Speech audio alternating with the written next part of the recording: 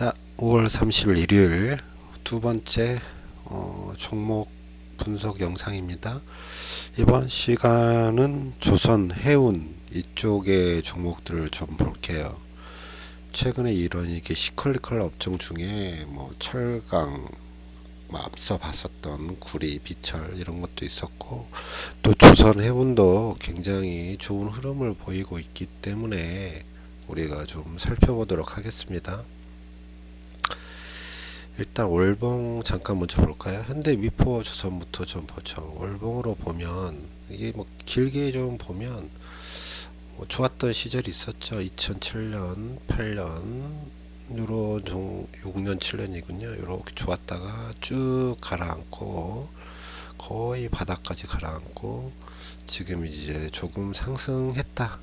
이렇게 볼 수 있죠. 삼성중공업도 이런 모습. 대우조선해양 한번 쭉 그냥 그림 보시는 거죠. 월봉으로 이렇게 전체적인 흐름을 좀 보는 것도 주가를 파악하는 데 좀 도움이 되죠. 한국조선해양 한 번에 더 큰 상승을 이루어냈었지만 그리고 나서는 쭉 똑같이 흐르고 뭐 지금 이런 정도. 이렇게 몰래 5개가 있겠잖아요. 한진까지인가요? 이렇게 우리가 크게 보는 거 한국조선해양, 그다음에 뭐 대우조선해양이랑 곧 인수하지 않나요? 한국조선해양이 이게 될지 안 될지 모르겠지만 뭐 인수되면 뭐 커지는 거고 유럽에서 못하게 하면 못하는 거고. 그다음 삼성중공업, 현대미포조선 이런 종목들을 좀 볼게요.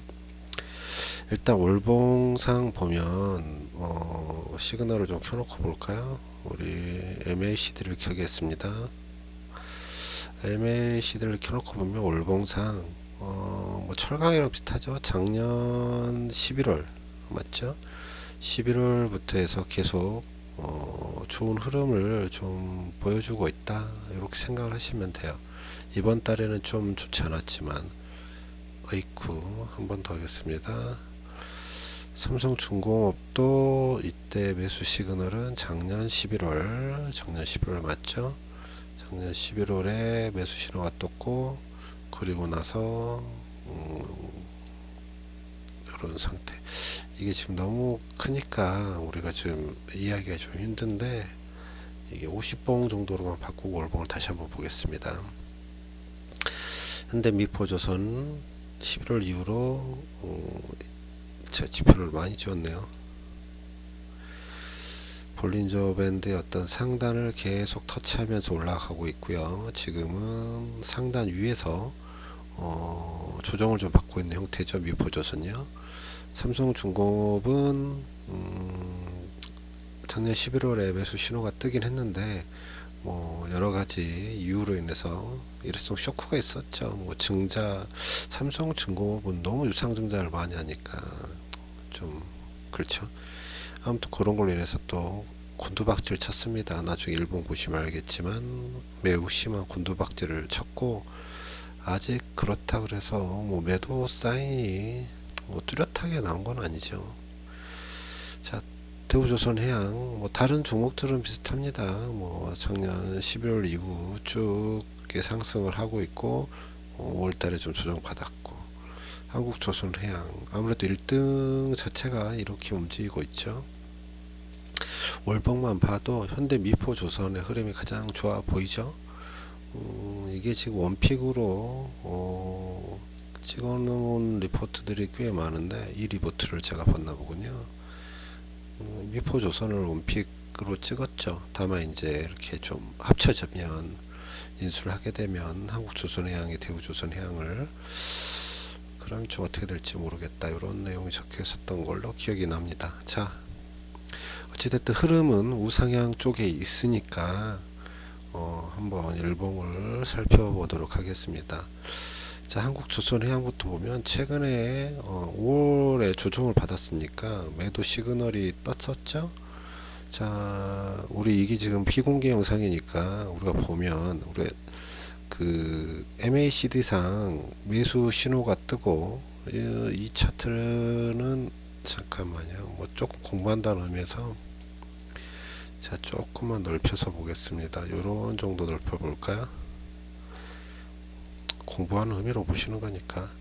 자, CCI상 매수 신호가 떴죠. 그리고 나서 쭉 상승했고, 매도 시그널이 있었지만 21선을 넘지 못했기 때문에 매도하지 않았고요.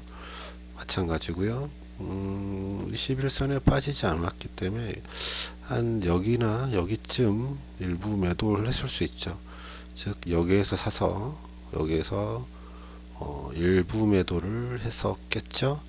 자, 이게 이제 CCI 매수를 했을 때 장점입니다. 이렇게 하는 건 모든 이동평균선 매매법이 다 그렇고, 이런 보조지표가 그렇듯이 우상향 할 때 60일선도 우상향하고 21선도 우상향하면 더 많은 수익을 낼 수 있다.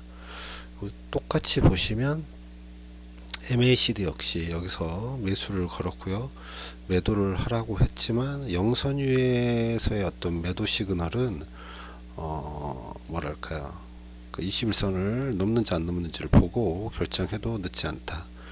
그리고는 또 매수 신호가 있어서 또 일부 샀을 수도 있고요. 여기서도 매수 신호가 있었으니 일부 또 물량을 추가했을 수도 있습니다. 그리고 나서 매도 시그널이 떴는데, 이때는 이제 21선을 탈출하기 때문에 일부 물량 조절을 했을 수도 있죠. 자, 하나 더의 보조지표를 보겠습니다. 일목균형표. 일목균형표에서 가장 중요한 건 후행스팬. 후행스팬이 어떤 볼린저 밴드의 상단에 터치를 하면, 아, 이거는 매도를 해야 되나 보다. 지금 26일 뒤에 그려지는 지표잖아요. 오늘의 26일 뒤에 그려지는 지표인데, 어제 오늘 볼린저 밴드의 어떤 상단에 후행스팬이 부딪혔다, 이렇게 볼 수 있죠. 이렇게 되면 매도의 시그널이다. 후행스팬이 주가의 밑으로 빠지면 그 종목은 좀 아래쪽으로 흘러가려는 추세가 있다, 이렇게 우리가 이해를 하게 되겠죠. 아직 구름 위에 있긴 하지만, 그러니까 언제 매도를 해야 되냐, 언제 매도를 해야 이익이 극대화 되는가에 대한 얘기를 하면, 첫 번째 우리가 어떤 MACD 상에 매수 시그널이 떴을 때 그게 영선 위인지 아닌지를 확인합니다. 두 번째, CCI가 플러스 100선 상단선을 아래로 돌파할 때 우리는 매도를 해야겠다라고 생각을 해야겠죠. 다만 이때도 역시 21선 아래에서 팔 것인지에 대한 결정, 아니면 여기서 팔 것에 대한 결정, 여기는 한 4분의 1 정도 매도를 하는 게 좋다. 매도는 4분의 1씩 하시면 돼요. 한 4번 정도 하신다고 생각하시면 되니까.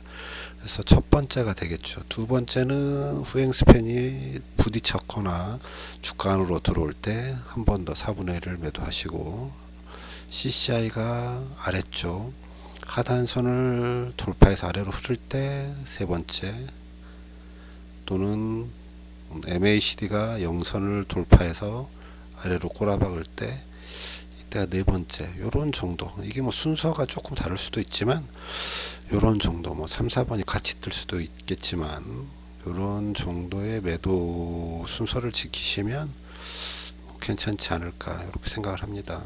뭐 자주 듣다 보면 지금은 몰라도 됩니다. 그냥 요런 정도 알고 계시면 되겠죠.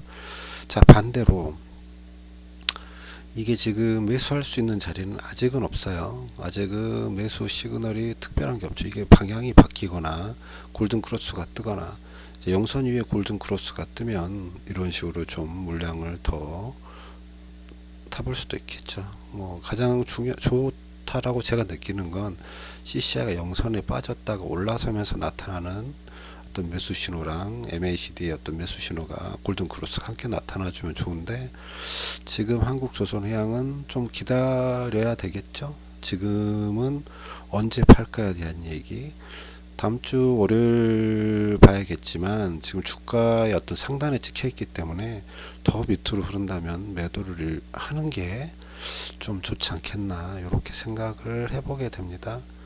지금 지표가 너무 많이 그려서 그런데 뭐 121선을 찍고 올라설지, 아니면 뭐 60일선을 찍고 올라설지 모르겠지만 좀 지켜보겠습니다. 대우조선해양을 가지고 있다면 뭐 똑같죠. 매도 매수는 저 뒤에 있었을 거고 물을 좀 탔을 거고 매도 시그널이 떴었죠. 그러나 뭐 영선이었기 때문에 좀 기다렸다 요 날에 매도를 하지 않았겠나. 물론 여기서 매도를 했으면 좀 더 이익이 났겠지만 치고 올라갈 걸 생각해서 21선 위에서 매도하는 건 그렇게 추천하지는 않습니다. 조금 덜 먹고 말지. 자, 첫 번째 매도 시그널이 아무튼 떴었죠. 두 번째 매도 시그널은 이런 거죠.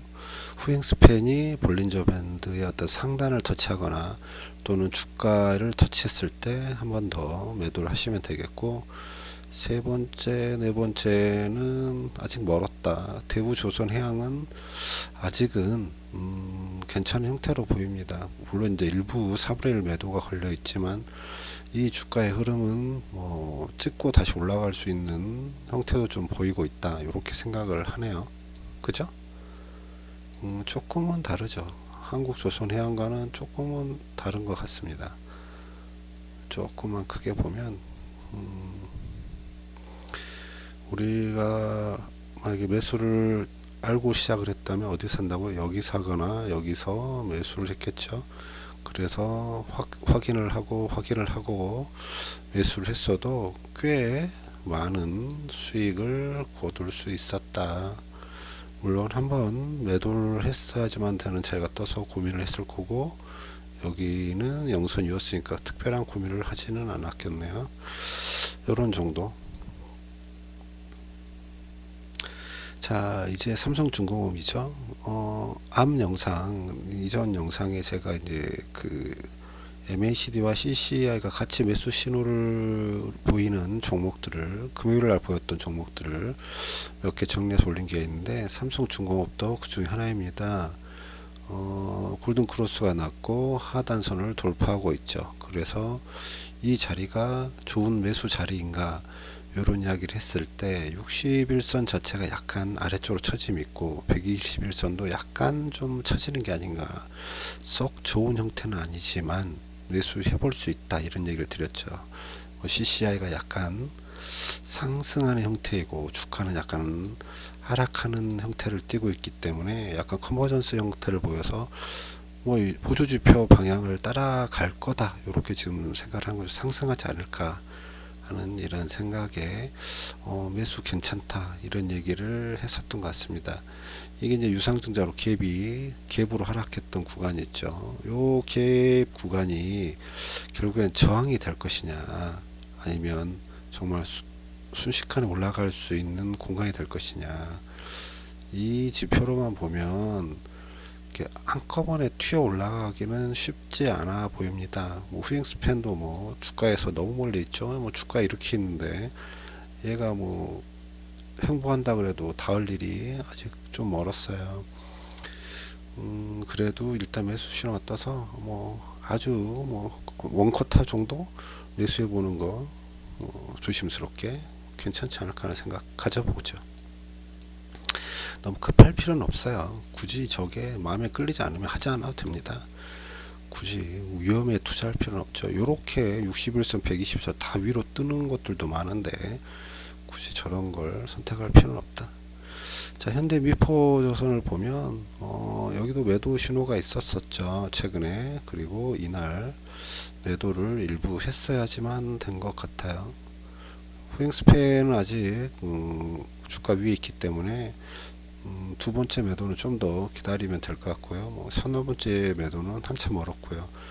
이격이 좀 있어서 뭐 횡보를 할지 아니면 심하게 내려올지는 모르겠으나 제가 볼 때는 아직은 지켜보는 단계. 매수할 수 있는 자리도 없는 상태잖아요. 지금 매수 자리도 없습니다. 뭐 매수를 굳이 한다면 골든 크로스가 나야 되는데, 백선을 다시 뚫어 올라가든지 골든 크로스가 나야 되는데 아직 뭐 그런 시그널은 없을 것 같네요.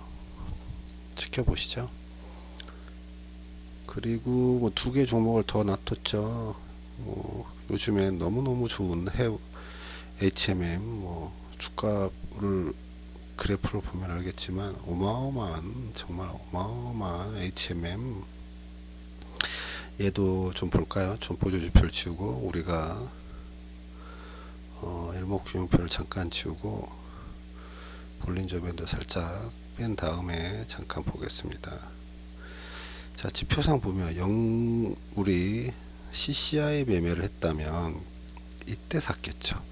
이때가 언젠가요? 2020년 4월 즈음에 사서 뭐 팔 수도 있었겠고요. 뭐 팔아야 되는 매도 시그널이 나오는 자리는 꽤 있는데 영선을 돌파한 자리가 없죠. 또한 이 쉽게 말해서 영선, MACD의 영선, 그 61선, 우리가 그려놓는 이런 보라색 61선을 돌파 밑으로 쳐진 적이 없는 아주 강한 종목이다.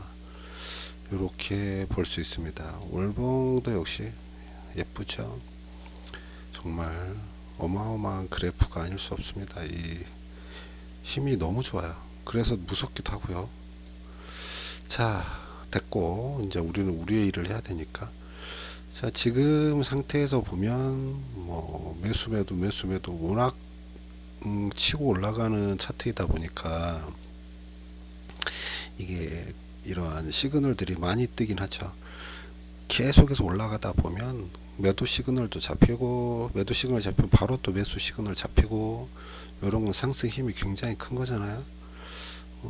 아무튼간 쭉쭉쭉쭉 올라갑니다. 지금 매수할 수 있냐면 지금은 글쎄요, 없어요.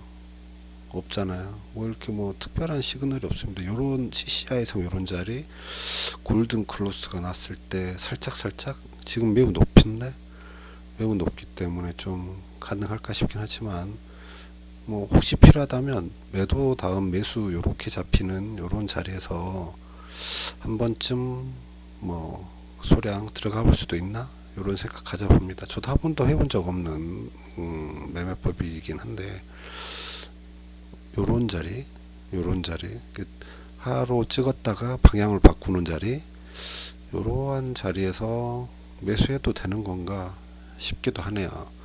요렇게 올라가는 종목 쳐다봐야지 같이 들어갔다가는 크게 다칠 수 있습니다. 자, 일단 들고 계신 분들 후행 스핀이 너무 멀리 떨어져 있으니까, 21선도 너무 멀리 떨어졌으니까 당분간 어떤 조정을 좀 보이더라도 그냥 참고 기다리시면 될 것 같고, 지금은 뭐 아무것도 안 하셔도 돼요. 보유자는 그냥 즐기시는 자리, 요렇게 생각을 합니다. 21선 터치도 좀 드물고 거의 61선 터치를 해야 조정을 받았나 이런 생각을 할 수 있는 종목입니다. HSD 엔진, 얘는 이제 선박의 엔진을 만드는 회사인 것 같고요. 그죠? LNG선. 그래서 좋아지지 않을까 해서 제가 뭐 매수 매도를 좀 해봤던 종목 중에 하나죠. 여러 번 말씀을 드렸었고, 근데 너무 일찍 털고 나와버리기는 했죠. 제가 그런 것 같아요. 저도 아마 이쯤에 그냥 빼고 나온 것 같습니다. 이게 조금만 들어간 이런 형태가 되면 또 이렇게 분할 매도라는 게 쉽지가 않아요. 워낙 조금 들어갔기 때문에. 차라리 후행 스팬을 좀 기다려 볼 걸 하는 생각도 했는데, 떨어질 줄 알았는데, 그렇죠. 그때 당시에는 이제 몇 개의 보조지표를 안 보고 있을 때라서. 자, 그런 얘기는 젖혀두고 지금은 다시 돌아섰어요. 곧 골든 크로스가 날 수도 있고 상단 과열지구로 상향 돌파할 수도 있어서 오히려 매수할 수 있는 시그널이 다음 주에 뜰 수도 있다, 이렇게 생각을 합니다.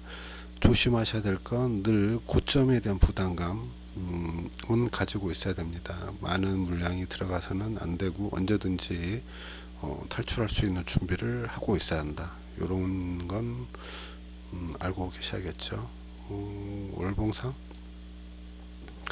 월봉상 뭐 거의 바닥에서 반등하는 정도이기 때문에 나쁘진 않지만 한 번에 가는 차트는 절대 없습니다. 한 번에 가는 차트는 없으니까, 그리고 나서 조정 받고 다시 가야 되니까 이런 걸 신경을 쓰도록 하겠습니다. 월봉상 보면 지금은 이러다가 한 번쯤 멈춰서 흘러야지만 되는 이러한 구간에 있으니까 조심해야 된다. 이런 얘기를 드리고 싶네요. 자, 일봉상이요? 일봉상 차트를 보려면 다 지워야 되는데. 아이쿠. 자, 일봉상 그래요. 봐봅시다. 이게 마지막 종목이니까. 자, 우리가 늘 중요하게 여기는 코로나 발생 이후 이러한 차트를 그려볼 수 있겠네요. 자, 이게 뭐 거의 3의 우파의 어떤 전형적인 어떤 시그널 커브드 핸들 이런 얘기들을 많이 보이시죠? 뭐 다시 한번 커브드 핸들인가 싶은 정도. 차트를 보면 고점에 대한 찍고 올라갈 형태를 좀 보여주기도 하고요. 아니면 이게 이렇게 흘러 내려갈 수도 있다. 얘는 지금 추세적으로 보면 121선을 지지를 하고 있어요. 그래서 아직 룸이 좀 있으니까 이격이 좀 있다는 얘기죠. 조정을 좀 더 받을 수도 있기는 하죠. 그래도 뭐 분위기가 좋으니까 올라가지 않을까 이런 생각을 하게 되네요. 개인적으로는 좀 욕심을 내봐도 되지 않을까 그런 생각을 하게 됩니다. 자, 여기까지 하겠습니다.